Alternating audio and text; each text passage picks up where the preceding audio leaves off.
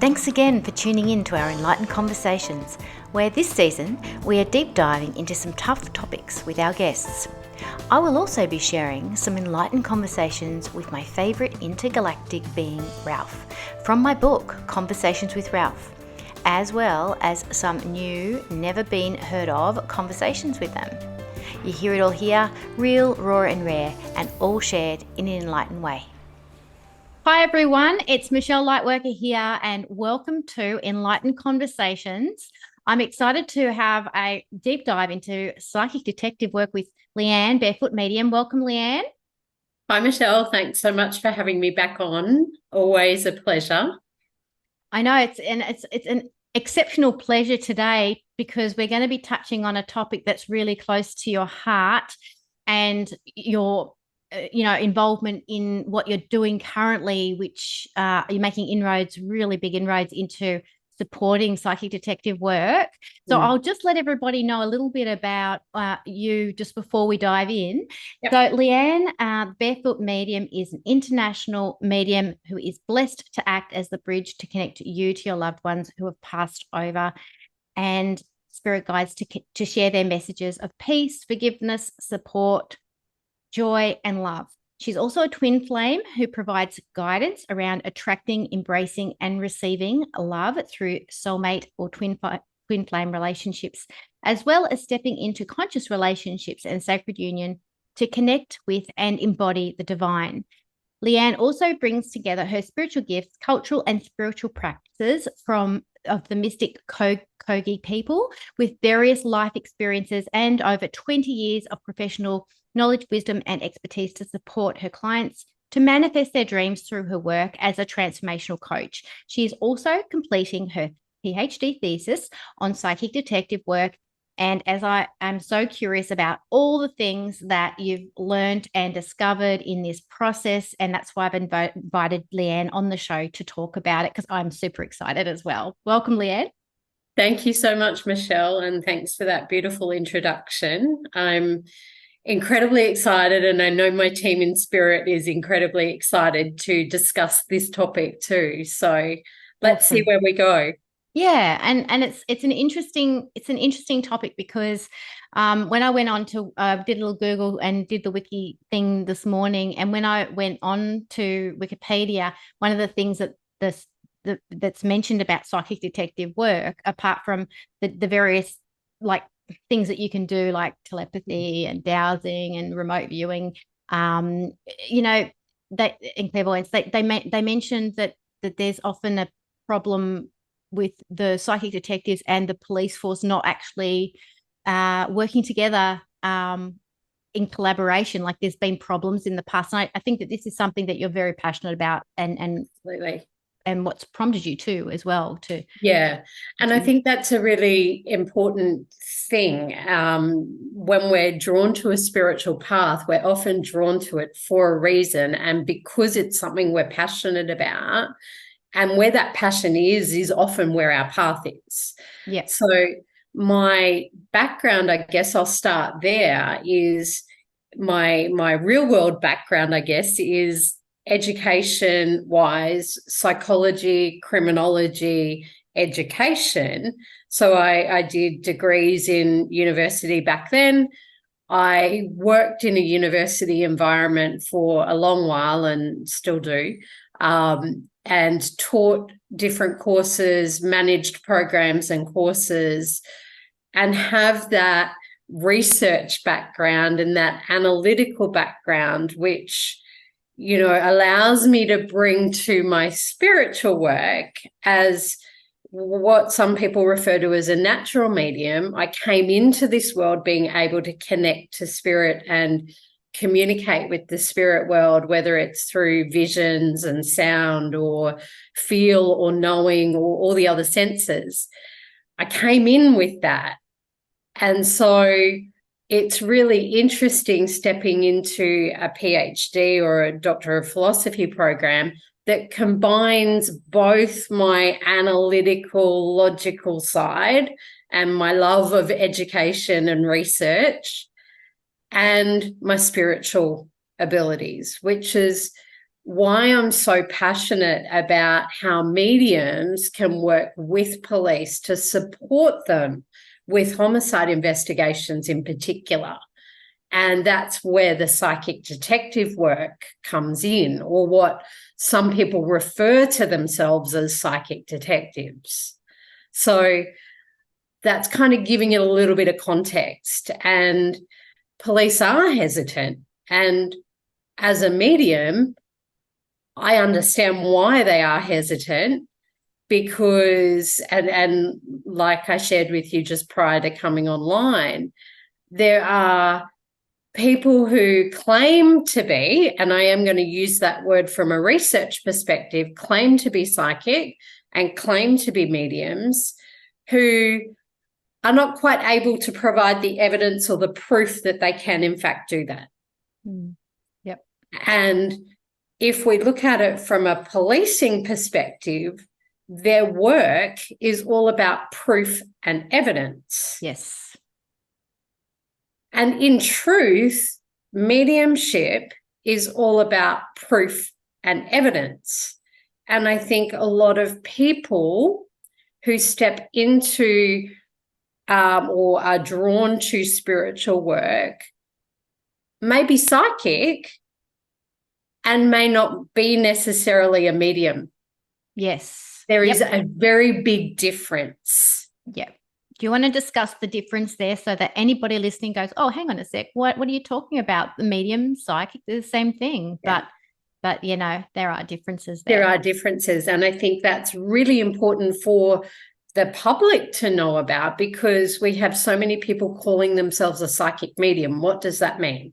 Yes. Yeah. Are they actually psychic? And you know, how do they bring that information through? So looking at it from a research evidence perspective, it's how do you do what you do as a psychic or a medium?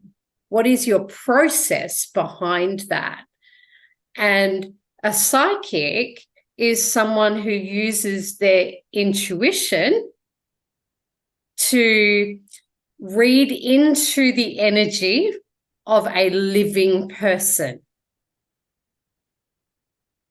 Whereas a medium is someone who connects into or communicates, or is said to communicate with and in research terms, they call it a discarnate, a deceased person. Right. Yeah. That's a very clear differential. And so you've got the reading of the energy with the psychic, and then you've got the communication, the connection, and the interaction, which can allow you to potentially get more evidence in a different form. Correct. And potentially more accurate evidence, because it's coming directly from that disincarnate. So they can say, well, like, as it's coming through, well, this is what I'm seeing, this person's telling me. It's not like they're using their own information within. They're actually, if you like, a channel two, figuring out what is this person, like that, almost like a cleaner line, if that makes sense. Yeah, and I'll talk about channel as well in amongst that. What I want to give an example of, I guess, and you and I both get how that works. We can psychically connect into a person, a living person, and we can feel that there might be grief and loss that sits in their energy. It might be around the heart space, it might be wherever. And we can read that grief energy and ask questions about who is that around, what is that to do with, and we can get that information from the living being's energy. Whereas if we are communicating with a deceased loved one, which is technically what mediumship is, then we need to be able to provide proof and evidence of who we are communicating with. And what that looks like, sounds like, or feels like might be very different depending on the past loved one even. And it might be, you know, what age were they when they passed? What gender were they? What's their relationship to you as the person having the reading? What's their personality? What did they do for a job? There's all sorts of things. So many things. And as a being who was living on the earth plane, they had an entire life. Mm-hmm. So they actually know exactly who they are. They actually know all the facts and all the evidence about their life. Mm-hmm. So we as a medium do not need to know any of those answers. And like I said to you, the ego issue came up this morning around mediums for me. Mm-hmm. to bring in. There is no I in mediumship. Mm-hmm. Mm. We are simply the channel through which a deceased loved one brings through proof and evidence that their soul continues to survive after we leave the earth. Yeah. We'll stop. And where it I guess where we can get tripped up as a medium would be our processes where we're not sure of how to interpret what they've just said to us, but they're trying to use the mechanisms of how we receive information. Yeah. Like it might for us, they're trying to work us out. Would that be true? They're trying to work us. How do I communicate this best to you so you will get this, so you can tell them what I'm talking about? Yeah. And I love that you asked that question, because part of my research in my PhD, the first part of that is interviewing mediums about what are their processes, because there is no research that exists about how mediums actually do that. And so it's been really fascinating to interview all these different mediums about how do you work. I know how I work, and yet what we've found really is that each medium has a very similar overall process, yet they have preferred methods or techniques or tools that they use in order to receive that. Yeah, and that is like almost like a where you have equality versus diversity, and it's on some level mathematically, geometrically, the way the world works. There's some kind of things that just work, and there's some spiritual truths about how these machinations work. But then you've also got the individual and how they express their diversity. And the same goes. So there's nuances, right? And there's leanings towards like preferentials, because that's my strength. I often feel like with mediums, you go to the one extreme where there's just the ego. And then you can go the other extreme is like, I'm not good enough. And it's like, hang on, you need to do it, like allow yourself to immerse yourself in what works for you, because then you can really, use that as a catapult to then improve on other aspects of your mediumship.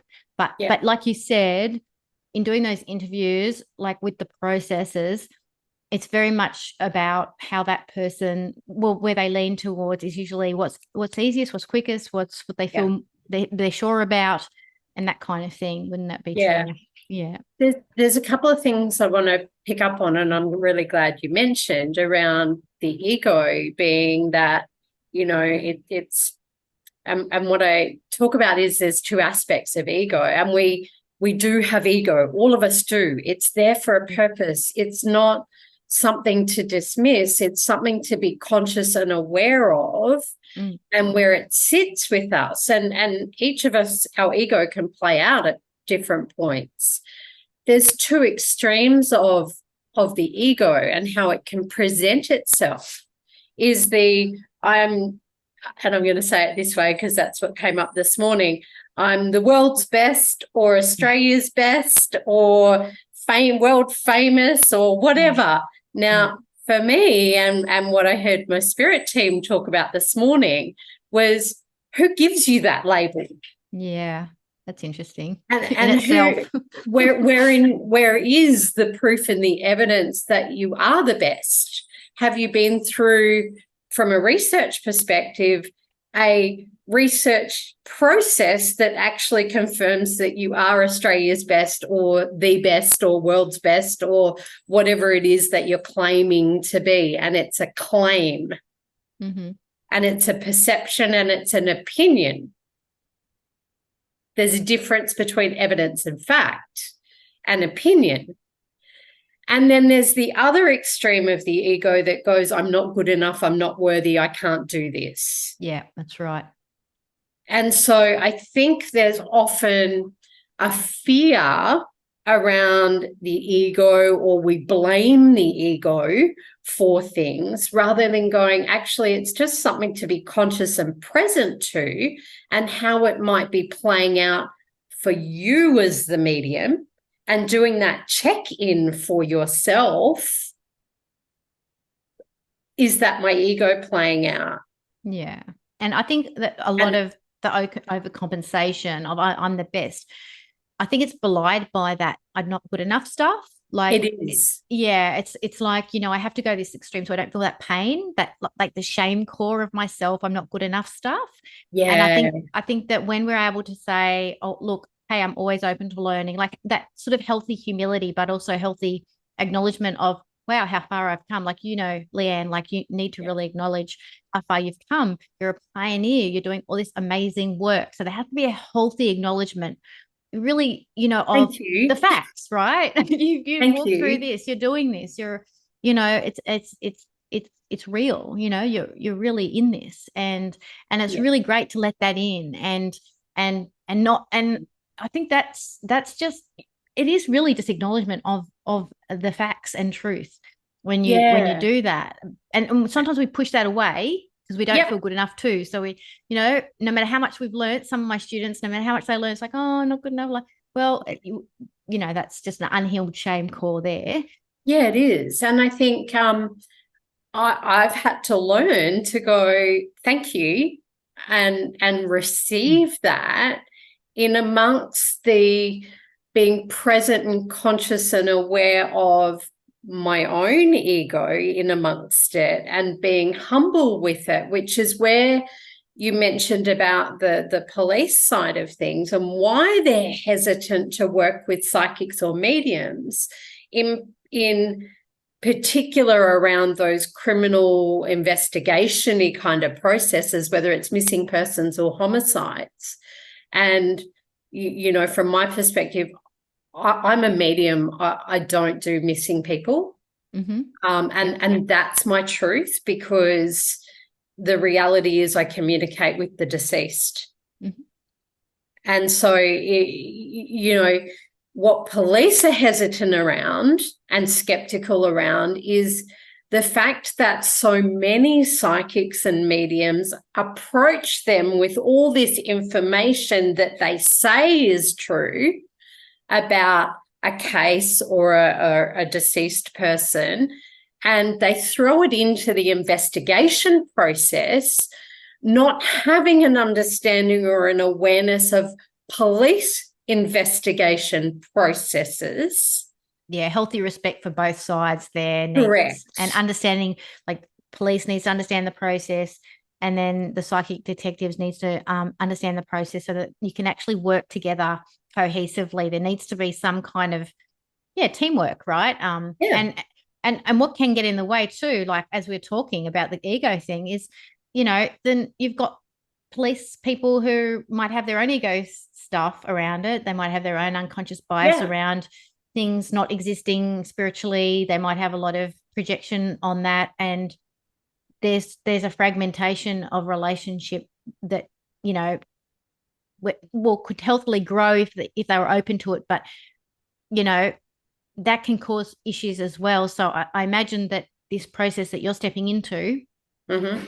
where you're trying to make changes in this regard, it's not as easy. It's going to, I guess, go through its own growing process, wouldn't it? Like anything, it'll just go through an evolution of getting stronger. Yeah.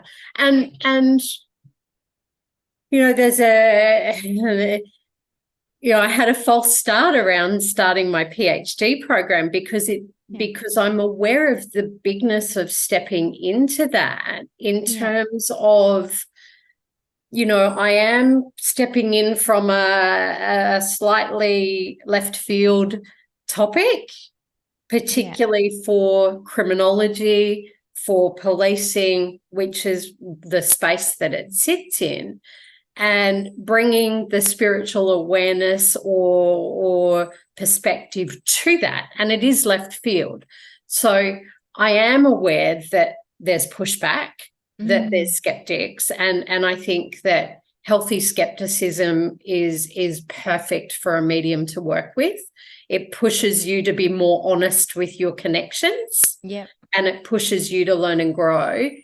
I'm aware also that there's skeptics that will never be convinced. So you have to know the difference. Yeah. And so, stepping into that space 5 years ago, 6 years ago, I wasn't ready to do that personally because I wasn't confident in my work either. So I had to do that personal work on shifting, clearing, healing beliefs and patterns and insecurities and all of those things before I can now step into a university environment where there are academics, where there are researchers who want to know what's the evidence for this. And I have to present my research. I have to present my topic, present what I'm doing. And I get questions asked back every single day. So I have to be able to defend what I'm researching.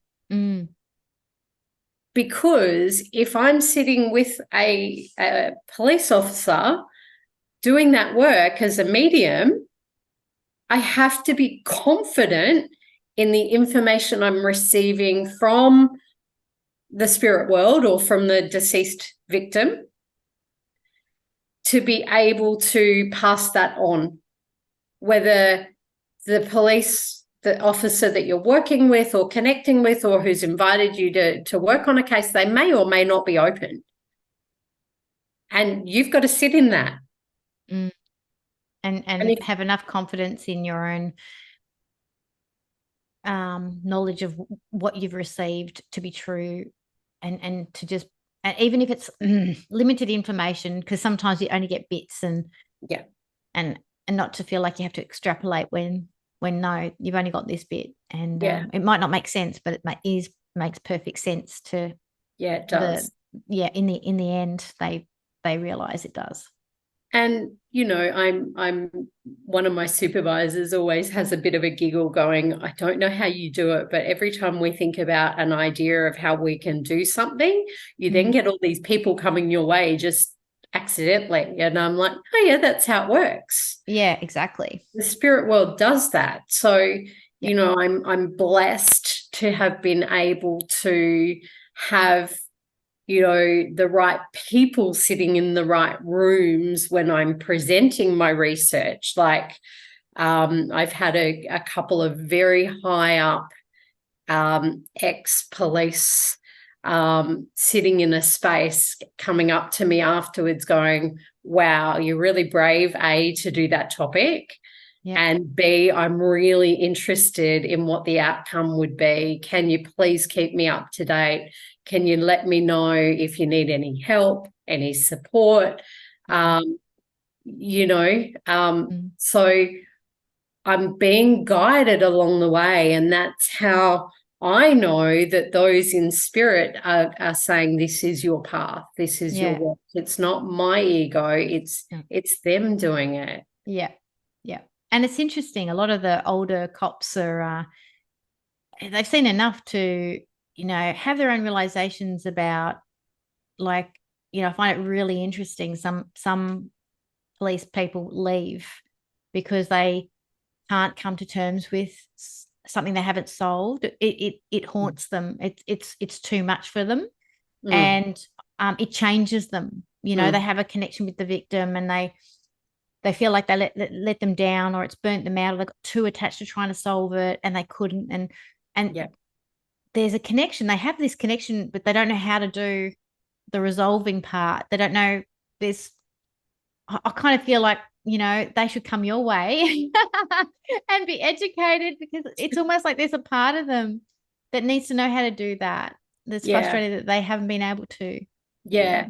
And there's a number of police officers that I've spoken to, particularly in the university environment, who are, educating the new generation of police officers or criminologists that step into that space. And there's some ex-police from the US and the UK and Australia that I'm working with, that I get to engage in conversations like that.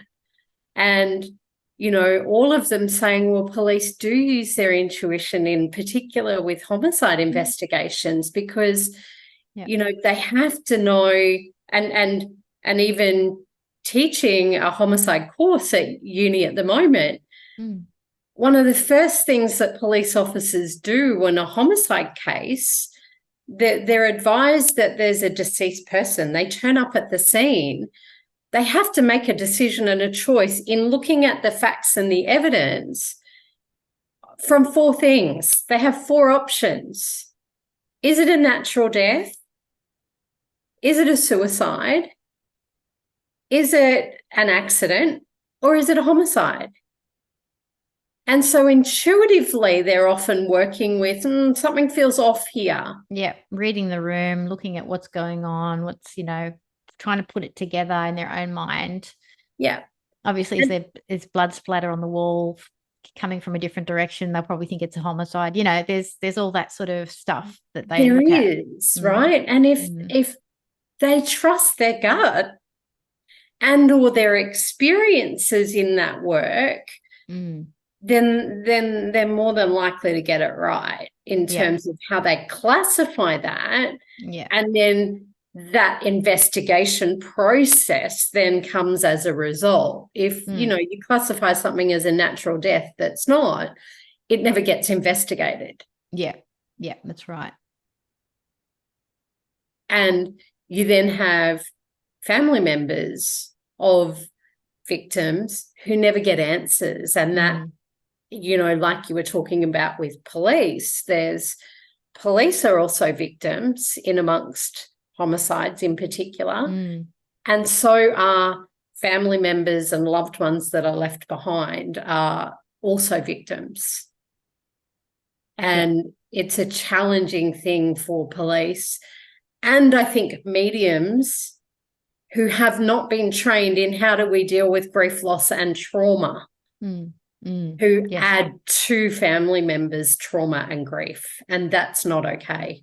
Yeah, that's right. There needs to be an education on, there's obviously the event is going to create a huge loss, but then how you handle that is also going to create an imprint and an impression on the psyche of all the family. And if there's not the emotional intelligence from the police force to understand, the medium too, to understand those processes, it's going to create problems that I feel like trauma blocks communication. Yeah. So, and it also blocks our brain function. So like our higher faculty thinking's frozen. We can't really see the bigger picture. We're not, and that trauma response in our brain really shuts down our ability to cognitively, sense what could be happening in our intuition abilities. So I feel like, it's compounding stuff. Do you ever feel like death itself and the passing of victims is more about the family, the friends, the police force, the community, than it may have been about the victim? That there's their passing means something. It's an education of sorts. And I guess coming from that spiritual perspective, and I know that's where you come from as well, is that their soul, I believe, a soul leaves this earth the way they're meant to, for A, their own learning, and B, the learning of those left behind. Yeah. or impacted. And so sometimes the passing, whether it's through a natural death or even a traumatic event such as a homicide, there is trauma with that. It is it is the most serious violent crime that can be committed. And so there is a whole world of trauma and energy and chaos and stuff that comes with that. No matter how someone goes, there is an opening spiritually for those who are left behind, because it may be the catalyst that opens someone's eyes to the existence of the soul. That's so true, isn't it? Yeah. And that may be part of the purpose, or it may be the catalyst for getting someone to step into doing healing work around trauma and grief and loss. And, I know I've spoken to a couple of family members of victims, and there's, without kind of identifying them, there's a couple of them who are now working with others in that space, who support other victims of family members of victims of homicide in moving through trauma or going through the legal system, or dealing with police and how that works. So and the case that I often talk about as an example is Daniel Morcombe. Yeah. For those in Australia who may know that case in particular, it was almost 8 years before his remains were found. And in that 8 years, what did his parents achieve for the greater good? And the support and protection of other children who may be at risk of a similar fate. Exactly. And it started a whole movement. It really did. It really, like, if that hadn't happened, his family, his mum and dad wouldn't have started the Daniel Morcombe Foundation. I remember working in child safety, over 10 years ago, and the Morcombes walking in. And I remember going, whoa, okay. And gee, the presence of their energy and their mission, and they have always been 100% committed to making sure the risk to children is reduced, and they really have made it their purpose. And that's a really good example. For those of you who are not in Australia or who don't know about it in Australia, Daniel, he was 13 years of age, went to catch a bus to go to buy a Christmas present, and was picked up by a gentleman who ended up killing him. And that wasn't, as you said, that wasn't revealed till 8 years later. And that investigation was a very long one and very painful one for the whole community to see, because we were all wondering, where's Daniel? What happened to Daniel? It wasn't just the parents and their mission. It was really the community. We all got affected by it. My children at the time were in their sort of 10, 11, 12 age group, similar. They became very aware of, what they should do, not do, and all those kind of things. It was education on so many levels. It really was. Yeah. And I think one of the most powerful things that I read and heard was Denise Morcombe in particular, her victim impact statement in the criminal case in court in front of and I don't know whether you would call him a gentleman, the person who was convicted of that crime. One of the things that strikes me is her saying, you picked the wrong family. Yeah. Because they were so committed to, and it's often that anger, and it is anger about what's happened to their child, their sister, their daughter, their loved one, their partner, whatever it might be. As that victim, anger is often the emotion that sits there for family members that are left behind. And we can either use that anger in a really destructive way or a really powerful, positive, empowering way. Yeah. And it can drive us to step into our purpose and I our agree. path. And it's often these beautiful beings or these beautiful souls that left this earth in a way that no one would wish upon anybody, that also gift their loved ones with a powerful way of stepping into some purpose if they're able to see it. Yeah, I agree. That's a really beautiful way to say it. It is an invitation, and no life that has been murdered is wasted. And I think that's really important for us to acknowledge, that their lives serve a purpose beyond their death as well. Often hear Dr. Phil talking about how much we grieve what we've lost, but we don't celebrate who they were. But then there's that other aspect of there's more to come. They're still educating us. There's still a relationship. Let's find out what that means really to us, and allow that relationship to continue, so that we can allow the gifts of their life and what they're here to teach us to continue. And I think Daniel's been a part of it, and probably not acknowledged as much as I would like to. For me, I would like to say, how much is Daniel pushing this as well? And we haven't really kind of spoken about that as Daniel living on. We've only spoken as Daniel's deceased. And so, it's, I think about changing our own language maybe around people who are gone, and that they're not really. I would like to speak more on that in relation to DV and homicides that occur with DV.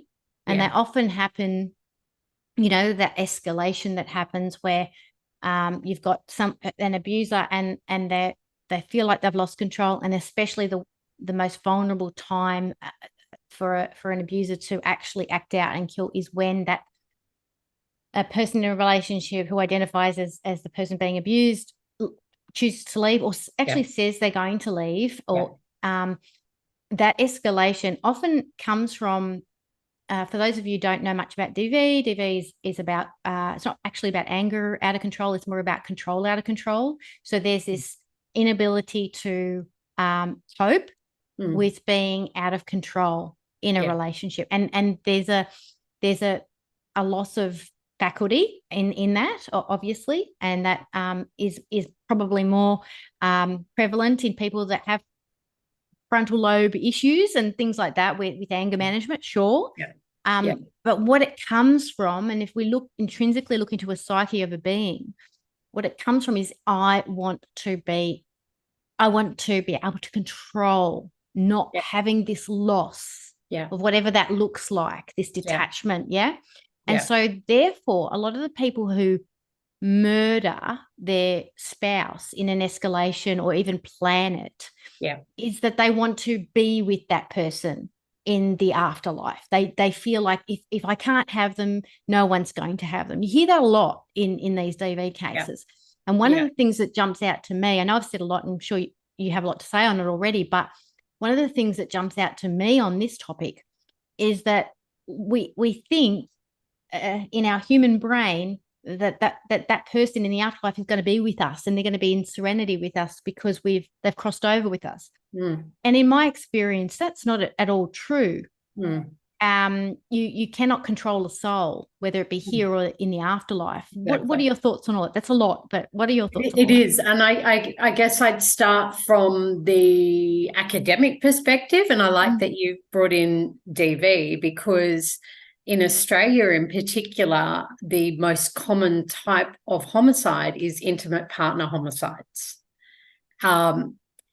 Now, that's our most common. We by no sense have a very large homicide rate in Australia. We are quite moderate in comparison to other countries. Oh yes, we are, aren't we? Like when you think of how many, the US is Well, or one Latin example. America, and like I lived and worked and was in Colombia for a long time, and so even teaching at the uni, one of the things that we talk about is the data. What does the data tell us about homicide rates? And Australia has a very moderate homicide rate, and most of those homicides are intimate partner.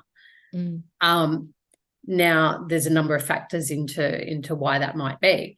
The interesting part of that is we have an escalation of stranger-related homicides, and it's usually most victims are men. Really? That's and really most offenders are men. right. Right? Okay. And yet we're told that intimate partner is the most common homicide. The reality is that intimate partner homicides have come down in Australia. That's great. Oh my God, I'm so happy to hear that. And maybe our work with the DV education is actually working, because I've been on my high horse about it for a number of years now. So, and there's quite a few programs now around of offenders or potential offenders of domestic violence or DV, and how to support them with managing emotions and that side of things that stops them from getting out of control. And there's often that with any homicide that there's an event, an incident, and it's often a moment in time that escalates. Whatever triggers that, whether it's planned to then take actions around, taking someone's life, or whether it's just in that instant and that moment, we don't know in some cases, do we? Yeah. So that's kind of like that individual trigger, that individual like makeup of a person, and maybe what's unresolved for them, and someone's just poked that particularly well, not blaming them, but it's just whatever their existence and whatever they've said is just literally a trigger for that to go off. Flipped it, yeah. And it brings in part of that mental health side of things, and not all offenders have mental health issues either. And it can be around that control, and that kind of came up this week for me. A student in one of the classes I was teaching said, oh, well, the offenders have mental health issues. And I went, no, they all don't. That's a judgment and a perspective there. How many offenders are actually diagnosed with a mental health issue? And there can be some that are undiagnosed. However, it can just be a matter of control. And that's not a diagnosed mental health issue. No, it's more a spiritual disease, that one, like, trying to control. It's like playing God, basically. Yeah. And that brings in, I guess, what we're talking about is an aspect of the ego. And how ego plays out, right? Okay. And that God complex sometimes that comes up. And, it's, I choose how this works, not you. And often, like you said, a lot of homicides that are the intimate partner homicides happen after someone leaves. And so the eventual victim often feels like they're safe, they're okay, and can take that breath and let their guard down maybe a little bit. And then it escalates because they don't know what to do. They're out of control, and you don't get to say how this works and when you leave, and that's that kind of God complex that comes in. Which I want to connect back a little bit to the mediumship side and the guru status that often comes up, and back into that psychic detective work. Most, and in fact, all of those that I have interviewed, professional, ethical, and accurate mediums will not publicly let anyone know that they do that work. because it is not work that we need to share with the public. Yeah. It's work we share with police, and we hand it over and they investigate and they solve crimes. Yeah. And they know their boundaries. Do not. Yeah. So if you are someone who's watching this and is looking for someone who does that work, be very, very cautious with people who post stuff on social media. And I've seen some horrific things about missing persons and they're still alive and they're doing this. And I'm like, oh, please don't put that out there. You never know when a family member of a victim or a missing person might read a post that you put public. Yeah. So as a medium, to others who might be doing this work or might be interested in doing this work, stay humble. Do that work in silence. You don't need public recognition. Yeah. The recognition you get is from those in the spirit world. That's who you do the work for, not for your own public recognition or fame. Yeah, I can attest to that because I've shared with you how many things I just done and won't go into it here, but there's a lot of work that you're called to do, and it's just it's you do always get something from it. That's for sure. You do, but it's not what you think. So it's deeper than that. I think it's soul growth stuff, honestly. Yeah. And it's not acknowledgement from. I still feel there's an acknowledgement from the spirit world, though. Absolutely. That's so much. Yeah, like I really that's do. The gift. That's made me cry, And so, I know, you and I both know that we've got loved ones in the spirit world. And what price do you pay for feeling the essence or knowing that your loved one is still around you and connected to you, and they know what's going on in your life and they can connect and communicate with you one more time? What price do you put on that?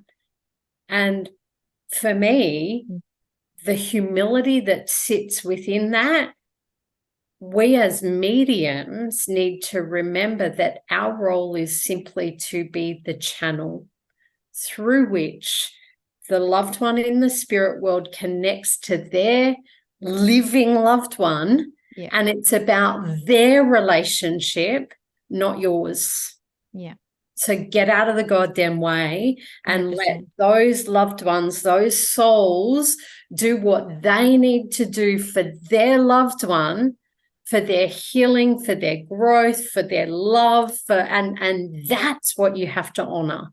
100%. And I honestly think with all of that healing that you're talking about, like in that process of psychic detective work, it's just as important. Like people's energy and their unresolved grief and issues actually do dynamically get in the way of things progressing and being solved quicker. And you often find when people come to realizations where they just need to let go, or they have these, then the case is solved. It's almost like they needed to get to that point. So all the work that people can do with those who've crossed over, do as much as you possibly can, because that is the best way to help the investigation, isn't it? Yeah. Without a doubt. There's two examples that are popping into my mind around that. And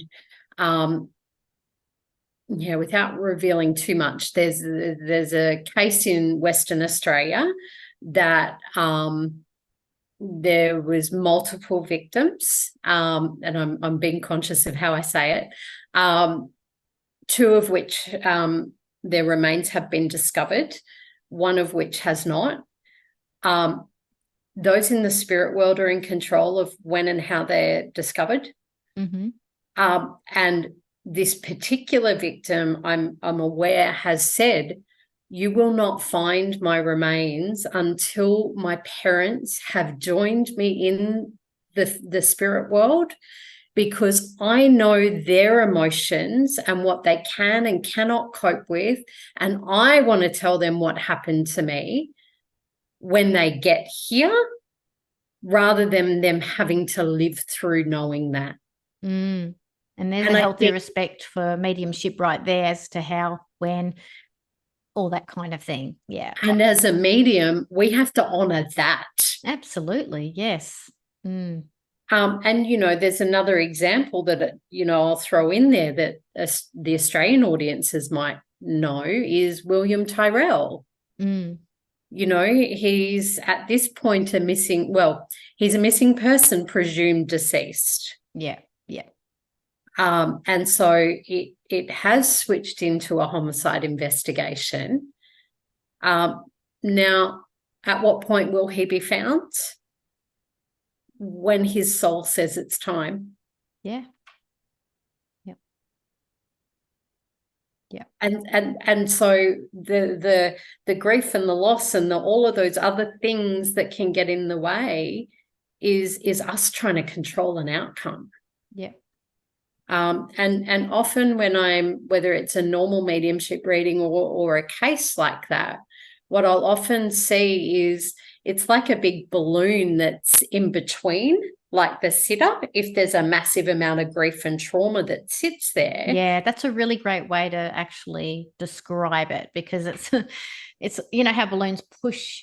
The more you don't resolve, the bigger they expand. It's almost like it creates this divide, or this detachment from what you can discover and see. It's like even when you try and look through a balloon, you can't, like, it's not easy to see. Yeah. And so often the loved one that's coming through for the person you're giving the reading to, what they're often trying to do is help pop that balloon. Yeah.